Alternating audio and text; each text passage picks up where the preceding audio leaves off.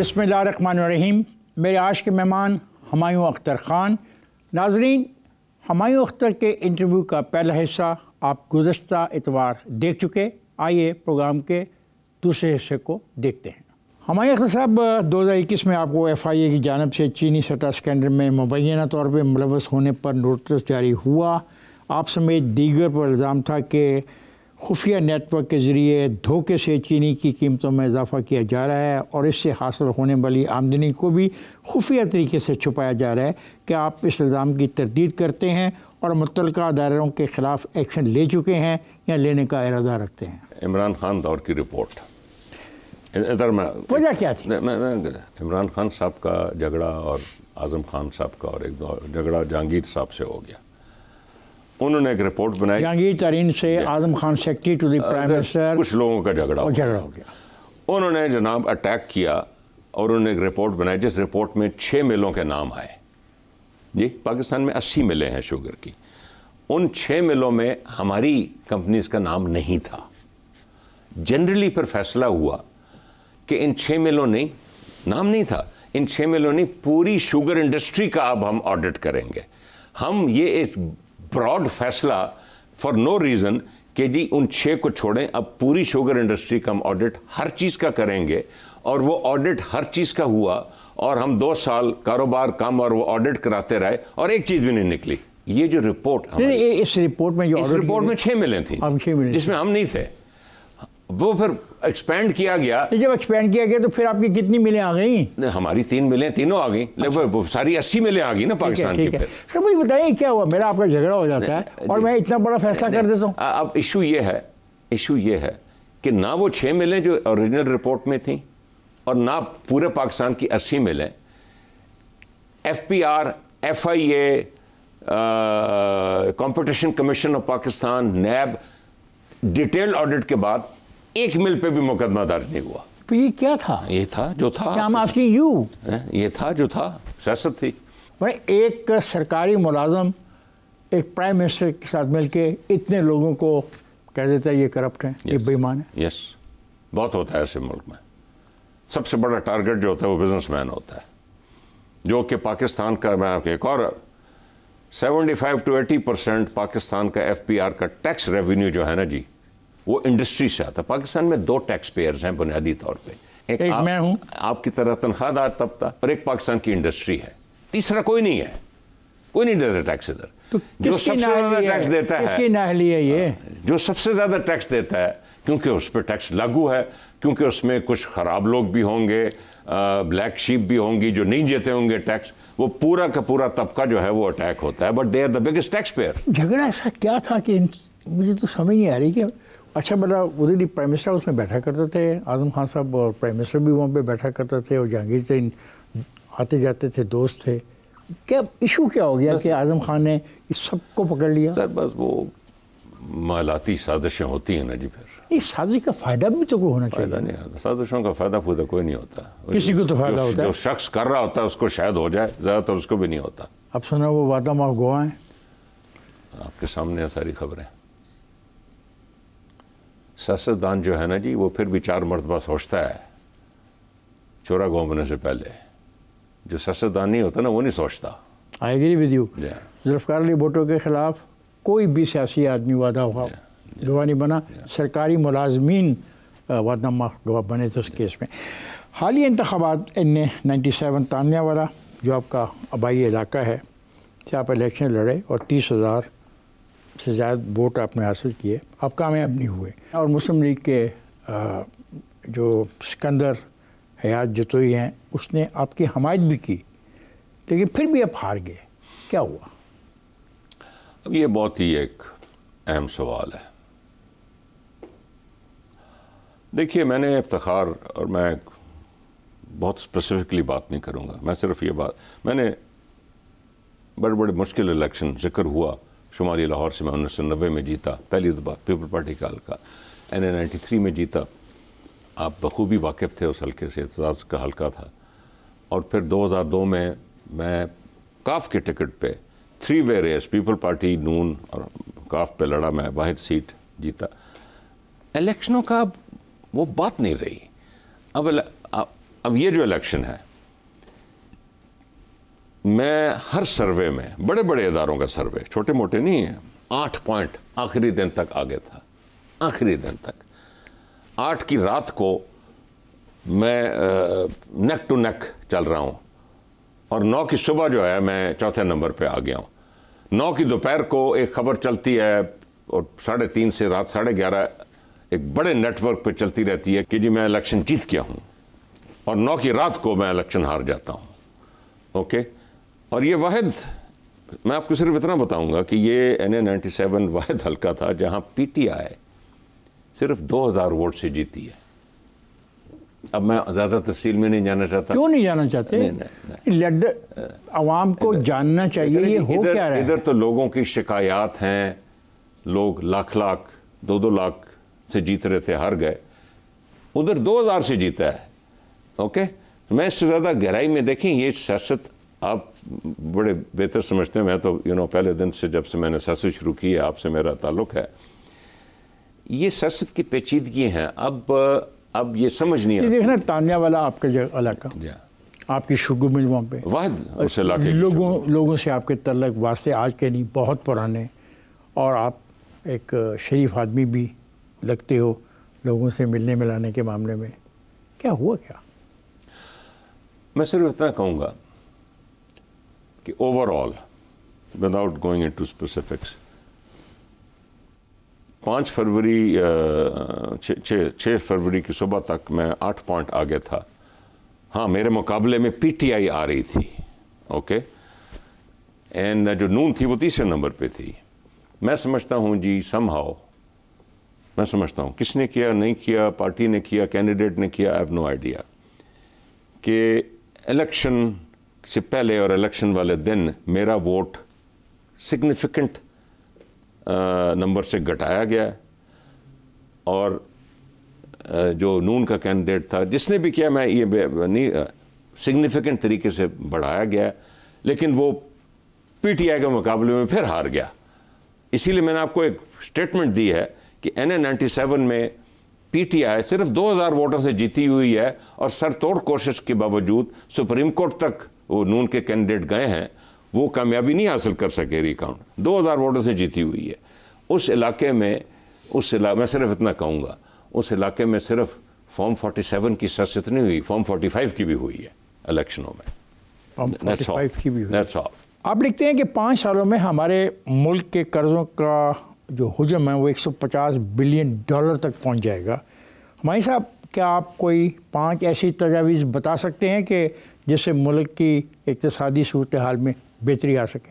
سب سے پہلے تو جی ٹوٹل اینڈ ایبسولوٹ فوکس ملک کی انڈسٹری کو اکٹھا کریں، تمام سٹیک ہولڈرز اکٹھے ہوں، اور ملک کا انڈسٹریلائزیشن کا پلان سٹیج بائی سٹیج آپ نے اوپر کیسے ویلیو ایڈڈ کیسے چڑھنا ہے۔ دوسرا، اس ملک میں سر ابھی IMF کا پروگرام آ گیا ہے نا جی، 3 سال کا، ایک ڈیٹ ریسٹرکچرنگ پہ بات شروع ہو جانی چاہیے۔ 2001 میں مشرف کے دور میں یہ ڈیٹ ریسٹرکچر دنیا نے کیا تھا پاکستان کے لیے، اب اس کی پھر ضرورت ہے۔ ہمارا سب سے بڑا جو دنیا نے شاید اس لیے کیا کہ آپ ایک ایسی جنگ میں شامل تھے جو امریکہ کے لیے آپ لڑ رہے تھے، کیا یہ ریزن نہیں تھی؟ جی اس کے فوراً بعد ہوا تھا، وہ تھی، ہمیشہ کوئی نہ کوئی ریزن تو ہوتی ہے۔ اس دفعہ کیا ریزن ہوگی؟ جی اس دفعہ آپ جنرلی گھانا کی کیا ریزن ہے، اس کا ڈیٹ ریسٹرکچر ہوا ہے، سری لنکا کی کیا ہے بتائیں نا سر۔ دنیا میں ایک نظام تو بنتا ہے نا جی، ڈیٹ از اے میجر پرابلم انٹرنیشنلی۔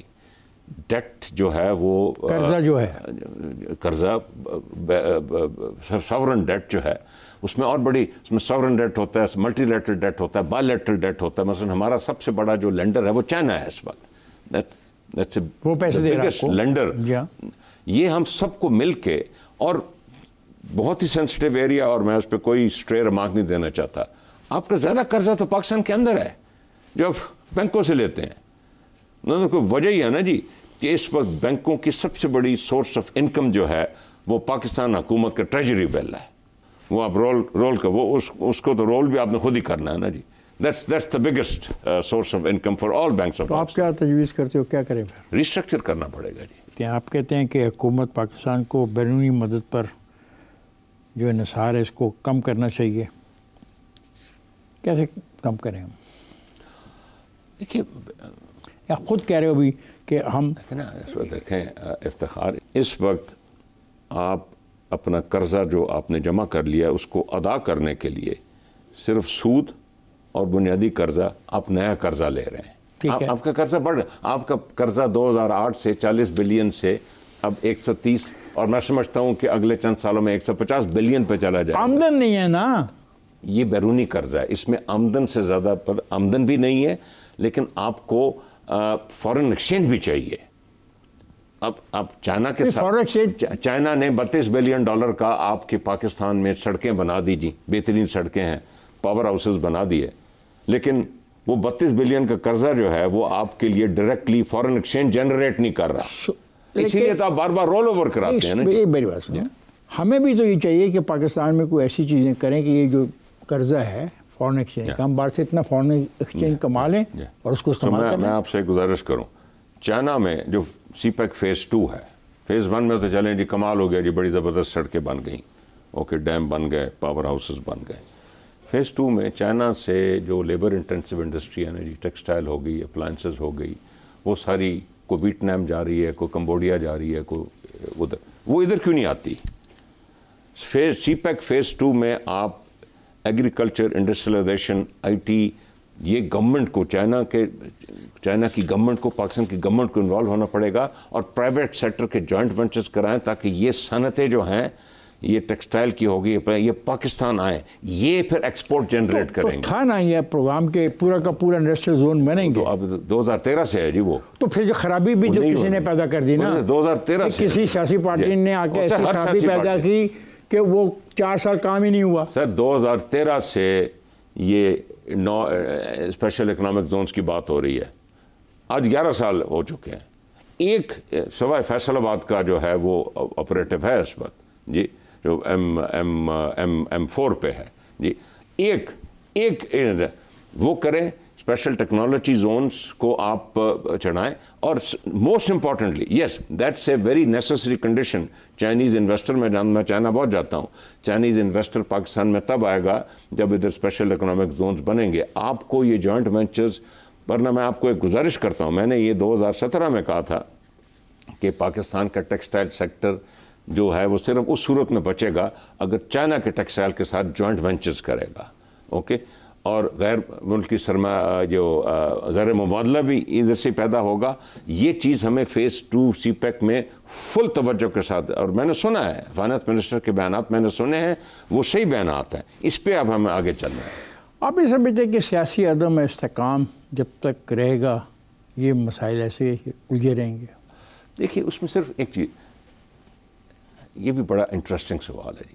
سیاسی عدم استحکام کا جو سب سے بڑا مسئلہ ہے نا جی، وہ سینکٹیٹی آف کانٹریکٹ اور کنسسٹنسی آف پالیسی، کہ ایک حکومت نے پالیسی بنائی، اگلی نے آ کے بدل دی، یا ایک حکومت نے کانٹریکٹ کیا، اگلی نے کہا کہ یہ تو غلط تھا، اس میں تو چوری ہو گئی، یہ ہو گیا. میرا خیال ہم نے کوئی چینج نہیں کی پالیسیز میں ٹو سم ایکسٹینٹ SIFC کے ذریعے، بٹ SIFC کو بھی میں سمجھتا ہوں کہ سیکٹر وائز چلنا چاہیے، اینٹی وائز نہیں چلنا چاہیے. کیا وجہ ہے کہ آپ آئین کا جو آرٹیکل 140A ہے جس کے تحت مالی انتظامی اور اتھارٹی عوام کے نمائندوں کو دی جانی ہے، کیوں نہیں دے پاتے؟ کیا وجہ ہوتی ہے؟ افتخار، میں تو بہت بڑا سپورٹر ہوں لوکل کو، بلکہ میں سمجھتا ہوں ذاتی طور پہ میرا 35 سال کا سیاسی تجربہ ہے.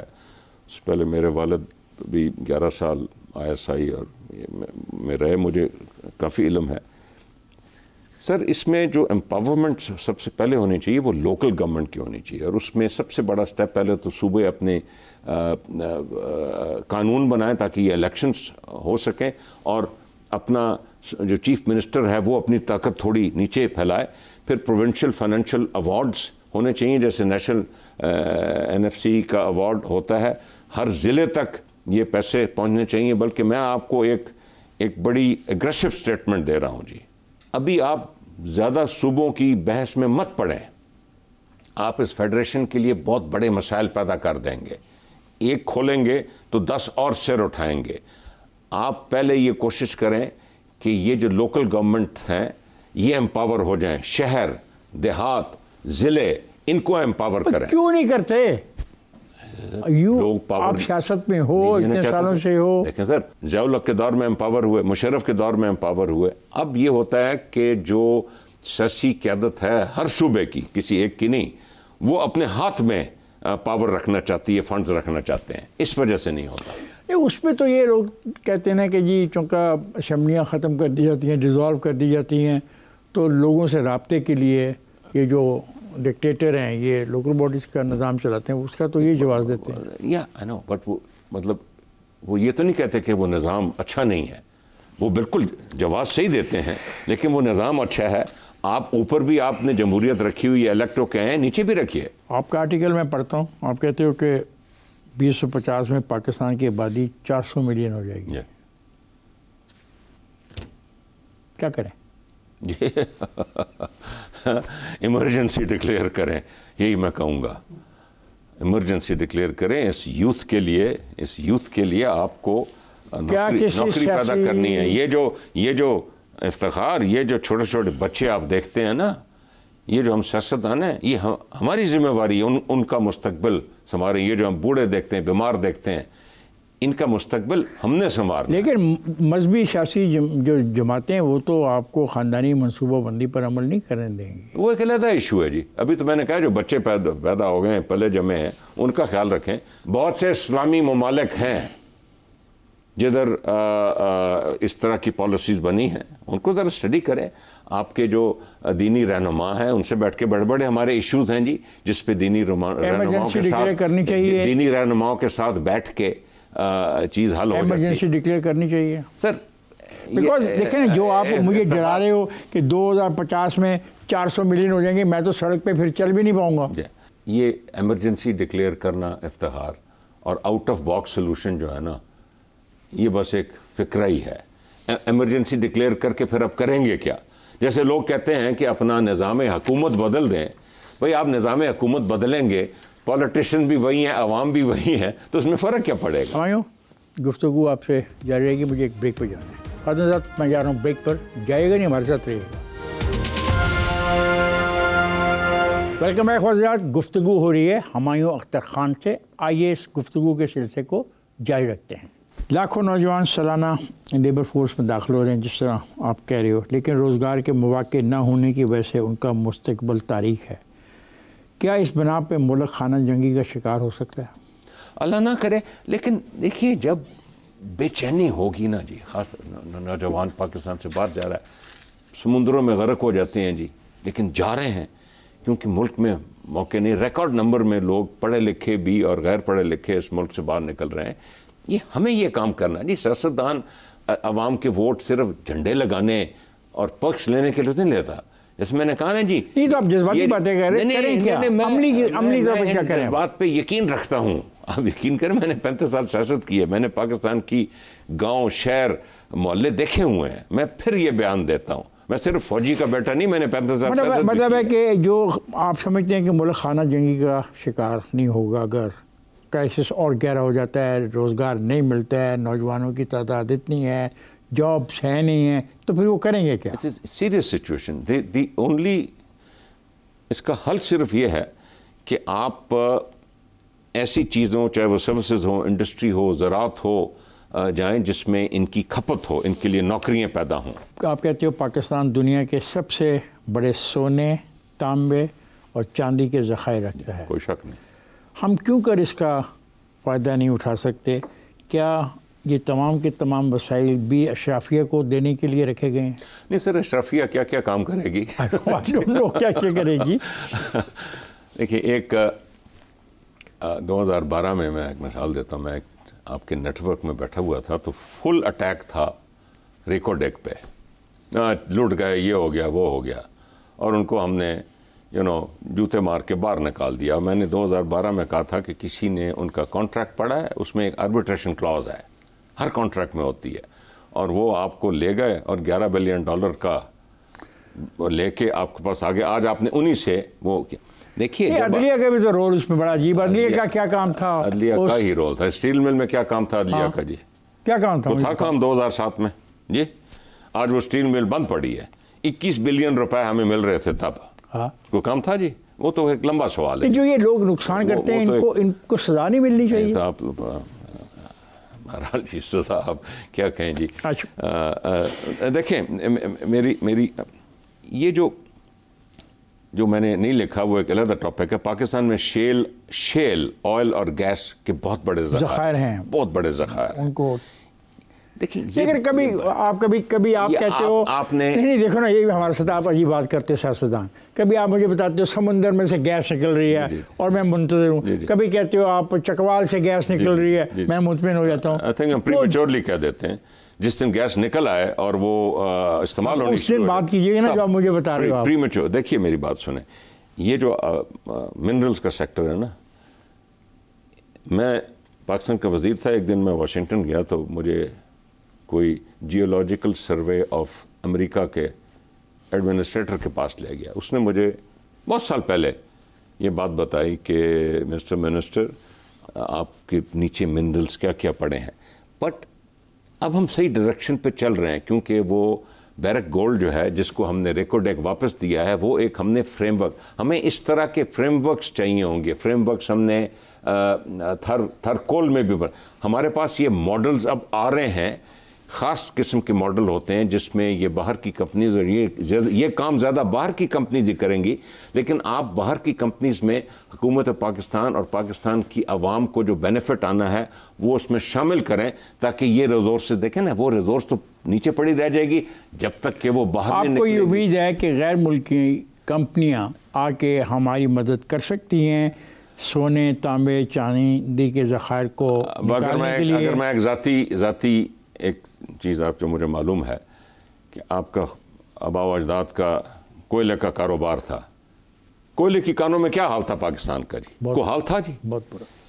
وہ ڈیولپ نہیں کر سکیں گی. اب تھر کول میں جائیں تو ادھر آپ جا کے دیکھیں گے کہ اوپن پٹ مائننگ اور یہ وہ, اس میں ٹیکنالوجی چاہیے اس کو باہر نکالنے کے لیے.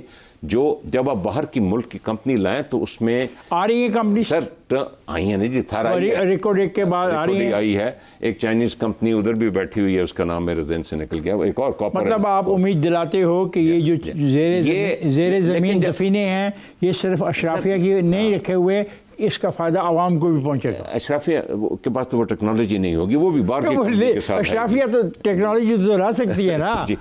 یہ آپ کو یہ جو ماڈلز کچھ بن رہے ہیں نا, میں پھر کہوں گا ریکوڈیک کے یا تھر کول کے یہ سینڈک کے, ان ماڈلز کو لے کے آپ باقی کمپنیز لائیں اور کھل کے ان سے بات کریں. پاکستان کی عوام کو کیا فائدہ ہے, جس صوبے میں آ رہی ہے اس کو کیا فائدہ ہے.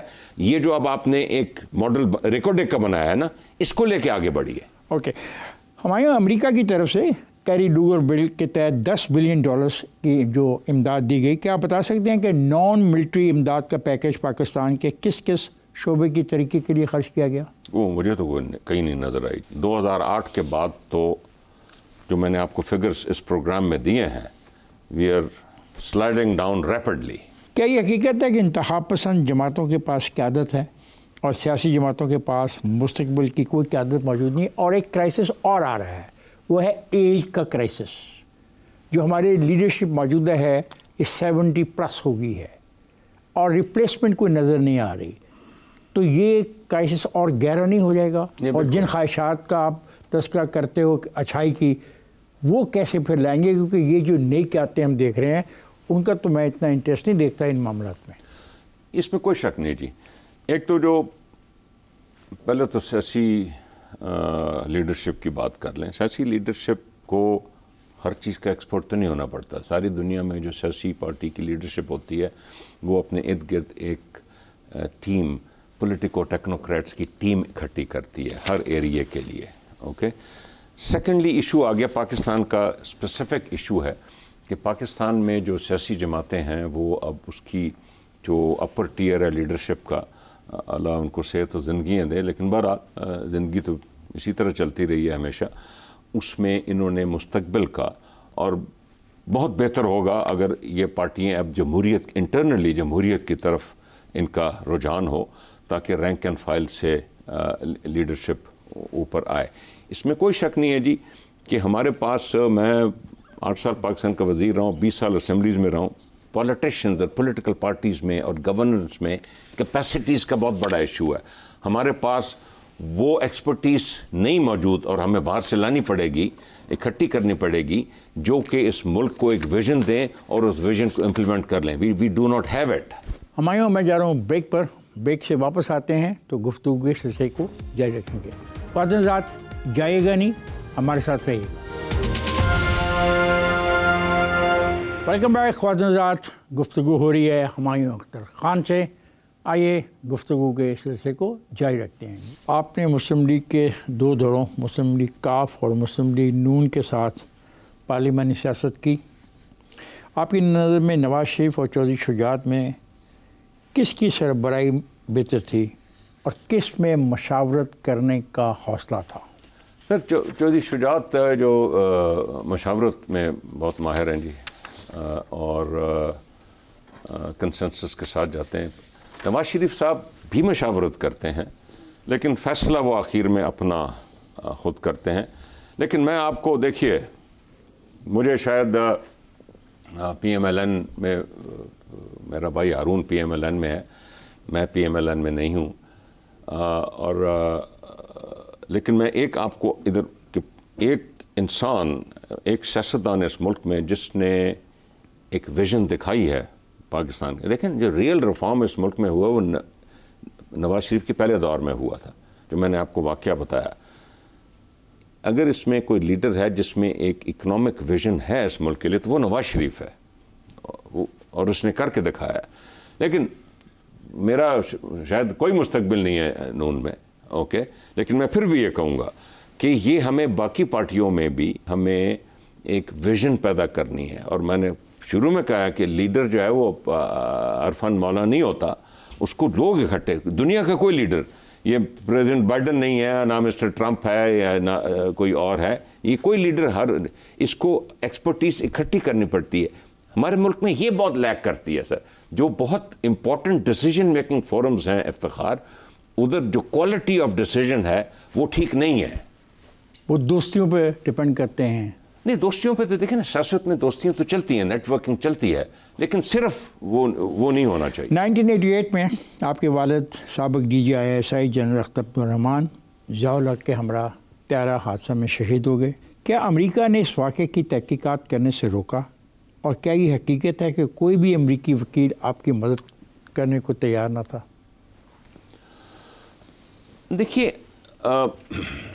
اول تو یہ جو واقعات ہوتے ہیں نا جی, انفارچونیٹلی ان کے معلوم کرنے کی کیا ہوا وہ تقریباً ناممکن سی بات ہوتی ہے, خاص طور جب یہ انٹرنیشنل سطح کی بھی اس میں انوالومنٹ ہو. اور آپ نے دیکھا لیاقت علی خان کے اسیسینیشن سے آپ شروع ہو جائیں, اور اس کے بعد ضیاء الحق کا میرے والد کی اور ساتھ 27 اور لوگ شہید ہوئے اس میں, اور اس کے بعد بے نظیر بھٹو صاحبہ کی جو شہادت ہوئی. آج تک ہم اس کی گہرائی میں نہیں پہنچ سکے. وہ جو اسپیسیفک 88 کا کریش تھا, اس میں ایک امریکی ایئر فورس کی ٹیم آئی اور اس نے پاکستان کی ایئر فورس کے ساتھ مل کے ایک رپورٹ بنائی جس میں انہوں نے کہا کہ یہ سیبوٹیج تھی. بعد میں امریکہ میں کچھ وسپرنگ ہوتی تھی کہ نہیں جی ایکسیڈنٹ تھا, لیکن جو ایک واحد رپورٹ بنی اس میں سیبوٹیج قرار دیا گیا اس کو. ہاں, اب آپ کا سوال کہ روکا, دیکھیے میں نے اور اعجاز الحق نے, میرے بھائی ہارون نے اور اعجاز الحق نے کوشش کی امریکہ جا کے. ہم نے کہا کہ ہم لاکہیڈ کمپنی کو سو کرتے ہیں کہ جی یہ آپ کا جہاز خراب تھا, اور وہ پھر آ کے ڈیفینڈ کریں گے کہ نہیں میرے جہاز کی یہ خرابی نہیں تھی, یہ کوئی سیبوٹیج ہوا ہے. لیکن وہ مختلف وجوہات کی بنا پہ آئی ڈونٹ تھنک کہ powers with in and out side Pakistan were very keen کہ وہ چیز آگے بڑھائی جائے. میں صرف اتنا کہوں گا. اس کا مطلب ہے یہ مکمل طور پہ سیبوٹیج تھا. اس میں تو شک ہی کوئی نہیں, اس میں تو شک ہی کوئی نہیں. Where you were when you received this sad information? میں اور ہارون اس دن پاکستان میں اتفاقاً گرمیاں تھیں, کسی کام سے ہم پاکستان میں ہی تھے جی. شکر کریں جی ہماری والدہ ورنہ اکیلی ہوتی کہ ہم ان کے سہارا بنے. کیا IPP آپ کی آخری سیاسی جماعت ہوگی؟ دیکھیے جی, IPP میں بڑے اچھے لوگ ہیں, لیکن آئی پی پی میں سمجھتا ہوں کہ ایک وقت کی ضرورت بنی اور اب دیکھتے ہیں یہ جماعت آگے کیسے چلتی ہے اور اگلے الیکشن میں کیا صورتحال بنتی ہے. کیا آپ سمجھتے ہیں کہ پاکستان کے اندر جو کھچاؤ سیاسی ہے یہ ختم ہو جائے گا؟ نہیں، سوال ہی پیدا نہیں ہوتا، یہ نہیں ختم ہوگا. کیا وجہ ہے؟ دیکھیں، اس کا مطلب یہ نہیں ہے کہ پاکستان از ڈومڈ. سیاسی کھچاؤ تو امریکہ میں بھی ہے، برطانیہ میں بھی ہے، دنیا کے ہر ملک. سر یہاں پہ عجیب ہے نا کہ آپ آئی ایم ایف کو خط لکھ دیتے ہو پیسے مت دو، وہ غلط بات ہے. آپ کہتے ہو کہ جناب والا یہ ڈیفالٹ ہو جائے ملک، آپ کہتے ہو اس ملک کے 3 حصے ہو جائیں. تو یہ جو افتخار احمد، یہ سیاسی کھچاؤ نہیں ہے، یہ ایک لائن کراس کرنے والی بات ہوتی ہے. آپ نے جو ملک میں سیاست کرنی ہے نا، وہ ملک کے اندر رکھے، ملک کو نقصان نہ پہنچائیں، اس میں تو شک ہی کوئی نہیں. سیاسی کھچاؤ ہمیشہ رہے گا. وہ کہتے ہیں نا جی کہ جو کچن ہے سیاسی وہ ہمیشہ ہاٹ ہی ہوتا ہے، اس میں گرمی ہوگی. سیاسی کھچاؤ ہوگا، سیاسی کھچاؤ کے بیچ میں ہی ہم ملک میں بہتری لا سکتے ہیں اور ملک کی عوام کی حالت بہتر کر سکتے ہیں. کیا آپ 9 مئی والے واقعات کو ایک پولیٹیکل ایکشن سمجھتے ہیں؟ نہیں، دیکھیے اب یہ سوال کے 2 پہلو. 9 مئی والے واقعات ہوئے کس طرح اور اس کے بعد پاورز دیٹ بی کا ریئیکشن کیا تھا، یہ 2 ایک سپریٹ چیزیں ہیں.